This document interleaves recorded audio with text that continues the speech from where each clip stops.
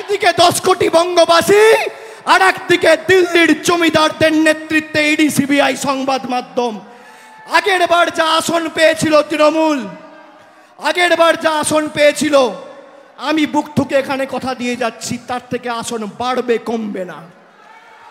2011 184টা আসন পেয়ে আমরা বাংলায় ক্ষমতায় এসেছিলাম প্রথমবার।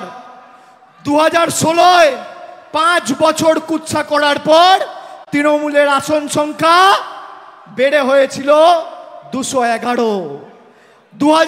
2016 থেকে 2021 কুৎসা যত বেড়েছে, মানুষের জনসমর্থন তত বেড়েছে। 211টা হয়েছে 215। আর এবার তো আমি বলেছি, বিজেপির ক্ষমতা থাকলে 50 পার করে দেখাও, 50। আগামী দিনে লড়াই বুঝে নেব। আর আমরা এই ভেঙে দাও গুড়িয়ে দাও এর রাজনীতি করি না, আমরা সাজিয়ে দাও গুছিয়ে দাও এর রাজনীতি করি। আমরা যেভাবে মানুষের পাশে ছিলাম একইভাবে আমরা মানুষের পাশে থাকব। এবং শপথ নিতে হবে যে যারা তৃণমূল কংগ্রেসকে ছোট করতে গিয়ে 10 কোটি বঙ্গবাসীকে ছোট করেছে, যারা আমাদের বাংলাদেশি বলে ব্যঙ্গ বিদ্রুপ করেছে, যারা বলেছে বাংলা বলে কোনো ভাষা নেই, যারা বলেছে বাংলা বলে কোনো ভাষা নেই, বাঙালি বলে কোনো জাতি নেই, তাদের বিরুদ্ধে 10 কোটি বঙ্গবাসীর লড়াই। আগামী দিন আমি খালি কবির কথায় বলি, প্রয়োজনে দেব মোরা এক নদী রক্ত, হোক না পথের মাদা প্রস্তুর শক্ত, অবিরাম লড়াইয়ের চির সংঘর্ষে একদিন সে পাহাড় টলবেই, জনতার সংগ্রাম চলবেই। এই বিজেপি সরকার এনআরসির নাম করে ভয় দেখিয়ে বাংলা সহ ভারতবর্ষের সাম্প্রদায়িক সম্প্রীতি নষ্ট করতে চেয়েছিল। কত মানুষ ভয়ে প্রাণ দিয়েছে, আত্মঘাতী হয়েছে, জবাব কে দেবে? এই বিজেপি সরকার জিএসটি করে দেশটাকে রাজনৈতিকভাবে দেউলিয়া করে ভারতবর্ষের অর্থনীতিকে রসাতলে পাঠিয়ে রাজ্যের কোষাগার থেকে টাকা তুলে নিয়ে গিয়ে রাজ্যের বকেয়া পাওনা গায়ের জোরে আটকে রেখেছে, জবাব কে দেবে? আপনারা বলুন। 100 দিনের টাকা কোর্টে বলে দেওয়ার পরেও সুপ্রিম কোর্টে চ্যালেঞ্জ করে বিজেপি গেছে যাতে বাংলার 69 লক্ষ জব কার্ড হোল্ডার তাদের টাকা না পায়। এই বিজেপির বিরুদ্ধে যারা বাংলার বিরুদ্ধে যুদ্ধ ঘোষণা করেছে, আমরা তাদেরকে 1 ছটাক জমি আগামী 2026-এ ছাড়বো না। সরকারের তরফ থেকে আমাদের পাড়া আমাদের সমাধান কর্মসূচি শুরু হয়েছে, যেখানে 10 লক্ষ টাকা প্রত্যেকটা বুথে আমাদের সরকার প্রত্যেক বুথের জন্য বরাদ্দ করেছে। সারা বাংলা জুড়ে 8,000 কোটি টাকা দেওয়া হয়েছে। যে নরেন্দ্র মোদীর সরকার বলেছিল আত্মনির্ভর ভারতের কথা, আমাদের মুখ্যমন্ত্রীর নেতৃত্বে স্বনির্ভর বাংলা কি আমরা বাস্তবায়িত করে দেখিয়েছি। আগামী দিনও আপনারা বন্ধ করবেন, আমরা চালু করব। আপনারা ভাঙবেন, আমরা গড়ব।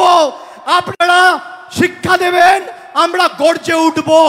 বাংলা আপনাদের কাছে আত্মসমর্পণ করবে না, বাংলা আপনাদের কাছে মাথা নত করবে না, বাংলা আপনাদের কাছে বশ্যতা স্বীকার করবে না।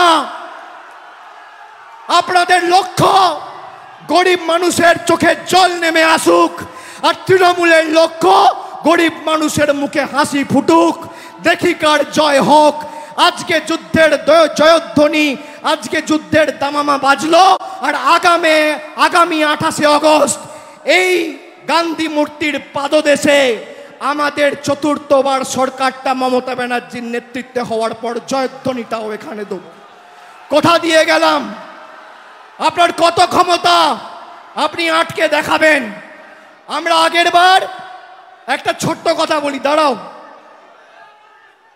সব তৃণমূলের বিরুদ্ধে, বিচার ব্যবস্থা তৃণমূলের বিরুদ্ধে, বিজেপি তৃণমূলের বিরুদ্ধে, কেন্দ্রীয় বাহিনী তৃণমূলের বিরুদ্ধে, ইডি তৃণমূলের বিরুদ্ধে, সংবাদ মাধ্যম তৃণমূলের বিরুদ্ধে, সিবিআই তৃণমূলের বিরুদ্ধে, ইলেকশন কমিশন তৃণমূলের বিরুদ্ধে, কিন্তু 10 কোটি বঙ্গবাসী তৃণমূলের পক্ষে।